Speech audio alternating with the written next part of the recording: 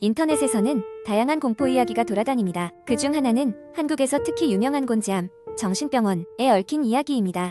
물론 많은 이야기가 각색되거나 허구일 수 있지만 그럼에도 불구하고 이런 이야기들은 사람들의 호기심과 상상력을 자극하곤 합니다. 이 이야기를 길게 풀어보겠습니다. 몇 년 전 여름방학을 맞은 대학생 4명은 일생에 한 번쯤은 겪어볼 만한 스릴 넘치는 경험을 찾고 있었습니다.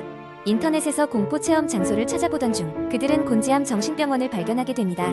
과거에 운영되던 이 병원은 지금은 폐허가 되었고 많은 소문 속에서 귀신이 나타난다는 이야기가 끊이지 않고 있었습니다.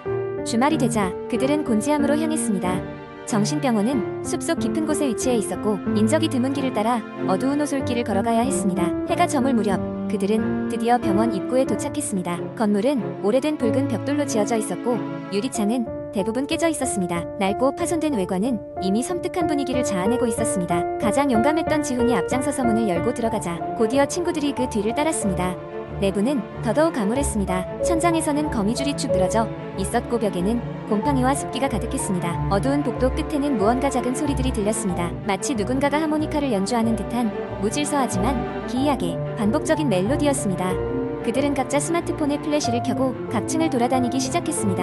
한 층마다 좌우로 늘어선 방들은 모두 제각기 다른 사연을 숨기고 있는 듯했습니다. 지훈은 먼저 다 쓰러져가는 진료 기록 대장과 의자들이 놓여있던 진료실로 들어갔습니다. 책상 위에는 오래된 잡지 몇 권과 찢어진 파일이 흩어져 있었는데 지훈은 무언가에 이끌려 그중 하나를 집어들었습니다. 책자를 열었을 때 그는 자신의 이름과 같은 지훈이라는 환자의 기록을 발견하게 됩니다. 그의 생년월일과 고향, 심지어는 개인적인 가족사까지 놀랍도록 그와 비슷했습니다.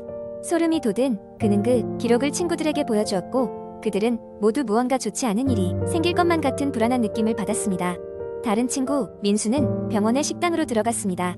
벽에는 곰팡이가 들끓고 있었고 먼지가 쌓인 오래된 식기들이 여기저기 흩어져 있었습니다. 그러나 그곳 한 구석에는 최근 사용한 양 흔적이 있는 깨끗한 접시 하나가 놓여 있었습니다. 그 접시에는 마치 누군가가 방금 먹다 만 듯한 밥알이 남아 있었고 식탁 위에는 닳고 다른 젓가락도 놓여 있었습니다. 민수는 급히 발길을 돌렸습니다. 그들이 점점 더 깊숙이 들어가며 분위기는 점차 무거워졌고 서로 간에 이상한 기운이 감돌기 시작했습니다. 마지막으로 그들은 병원 의욕상으로 올라갔습니다. 옥상에서는 먼 산과 숲이 어렴풋이 보였습니다. 그런데 그 순간 주위를 둘러보던 수민이 소리쳤습니다. 담장 너머 어둠 속에서 누군가가 그들을 바라보고 있었습니다. 순간적으로 그들은 모두 얼어붙었습니다. 그림자는 움직이지 않았고 도망치기에는 너무 늦을 만큼 가까웠습니다. 하지만 가까이 가서 확인하니 그것은 긴 자켓을 입은 허수아비 같은 것이었습니다. 한숨 돌린 그들은 그것이 무엇인지 알아보려고 다가갔습니다. 하지만 가까이 다가가 본 순간 튼 부품으로 만들어진 허수아비의 얼굴은 마치 사람처럼 미묘한 표정을 짓고 있었습니다. 놀람과 공포로 질린 그들은 서둘러 병원을 빠져나와 돌아갔습니다. 그리고 그 경험은 두고두고 그들의 기억 속에 남게 되었습니다. 이후로 어떤 이유에서인지 그들 중 일부는 이상한 꿈에 시달리게 되었고 언제 어디서나 그들의 뒤를 따라오는 기이한 존재를 느끼게 되었습니다. 이 이야기는 곤지암 정신병원의 수많은 신비로운 이야기 중 하나일 뿐입니다. 물론 그것이 허구인지 진실인지 확인할 수는 없지만 그 불확실성 자체가 사람들에게 더 큰 두려움을 안겨주곤 합니다. 이런 이야기는 사람들로 하여금 상상 속에서 마주할 수 있는 공포를 경험하게 해주며 때때로 현실에서는 경험해보지 못할 깊은 감정을 일깨워주기도 합니다. 두 번째 이야기. 어느 여름밤 나는 친구들과 함께 산속에 위치한 작은 산장을 빌려 휴가를 보내기로 했다. 그곳은 전화신호도 닿지 않는 깊은 산속이었고 평소 도시의 소음에서 벗어나 조용한 시간을 보내고 싶었던 우리에게는 완벽한 장소였다. 첫날 밤 우리는 모닥불을 피우고 각자 준비해온 음식을 나눠 먹으며 즐거운 시간을 보냈다. 시간 가는 줄도 모르고 이야기꽃을 피우다가 한 친구가 문득 이상한 이야기를 꺼냈다. 이 산장에 대해서 전에 들은 얘기가 있어. 그녀가 말했다. 여기서 10년 전쯤인가 한 가족이 실종됐다고 해. 경찰이 조사를 했지만 그때도 지금도 그 가족의 행방은 여전히 미스터리로 남아있대. 우리는 그 이야기에 조금 오싹했지만 곧 괴담은 괴담일 뿐이라며 넘기고 말았다. 그러나 나와 가장 절친한 친구 지수는 무언가 불안한 기색이었다. 그녀는 평소에도 감이 좋다고 알려져 있었는데 그날 밤 그녀는 유난히 침착하지 못했다. 그날 밤 모두가 잠들었지만 나는 쉽게 잠들지 못했다. 침대에 누워있던 중 창밖에서 이상한 소리가 들리기 시작했다. 처음에는 나뭇가지가 바람에 부딪히는 소리라고 생각했지만 점점 더 뚜렷해지면서 사람 목소리처럼 느껴졌다. 나는 조심스럽게 윗옷을 걸치고 창문 쪽으로 다가가 보았다. 밖에는 아무도 없었다. 달빛에 비친 숲길만이 고요하게 펼쳐져 있었다. 그때였다.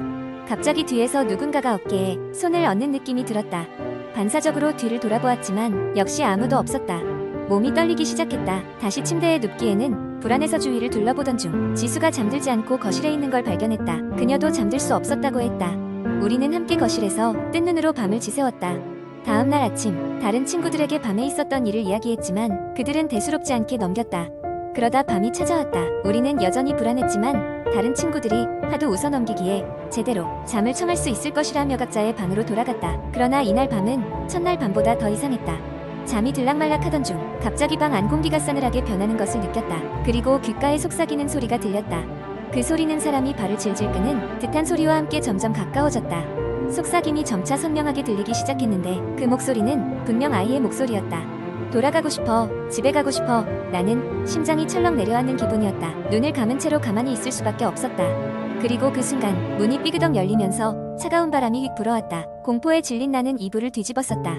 다음 날 지수 역시 비슷한 일을 겪었다고 털어놓았다. 이제는 진짜로 뭔가 잘못됐다는 것을 확신할 수 있었다. 우리는 산장을 나와 가까운 마을로 내려가기로 결심했다. 집주인에게 전화로 상황을 설명하려 했지만 전화마저 불통이었다. 산장에서 나오는 길, 우리는 작년에 실종된 가족의 이야기를 다시 떠올렸다. 그들의 모습이 마지막으로 목격된 곳 역시 이 산장이었다고 했다. 마을 사람들은 그들에게 무슨 일이 있었는지 정확히 알 수 없었지만 모두들 그 집에 대해서만큼은 좋지 않은 소문을 피력했다. 산을 내려가며 지수와 나는 이상한 기운이 점점 사라지는 것을 느꼈다. 마을 사람들이 전해준 친절함과 다정한 눈빛 덕분에 마음이 조금은 편안해졌다. 산장에서 있었던 소름 끼치는 사건들, 그리고 그 방의 소리 역시 이곳과 멀어질수록 점점 꿈처럼 흐릿해져갔다. 다시 도시에 돌아왔을 때 우리는 그 일을 누구에게도 말하지 않았다. 괜한 걱정을 끼치고 싶지 않았고 괴담은 괴담으로 남겨두기로 했다. 하지만 그 여름이 끝나고도 한동안 지수와 나는 아직 명확히 설명할 수 없는 그 이상한 밤을 가끔 떠올리곤 했다. 산속에서 마주한 그 어둠, 그리고 속삭임은 아직도 우리의 귓가에서 쉽게 잊혀지지 않았다. 세 번째 이야기. 나는 최근 직장 근처로 이사하기 위해 새 아파트를 찾던 중이었다. 여러 곳을 둘러봤지만 마음에 드는 곳이 없었다. 그런데 마지막으로 찾아간 아파트는 꽤 오래된 건물임에도 불구하고 이상하게 나를 끌어당겼다. 임대료도 저렴했고 교통도 편리했기에 나는 주저없이 계약을 했다. 이사를 한 첫날 모든 것이 평범해 보였다. 이사 짐을 풀고 집을 정리한 후 아파트 주변을 산책했다. 오래된 건물답게 주민들은 대부분 중년 이상의 사람들이었다. 그들은 나를 보면 무언가 말을 하려는 듯 입을 떼다가도 다시 닫곤 했다. 나는 그저 새로 이사 온 사람에게 호기심이 많은가 보다 하고 대수롭지 않게 여겼다. 이삿짐을 정리한 후 첫 번째 밤이 찾아왔다.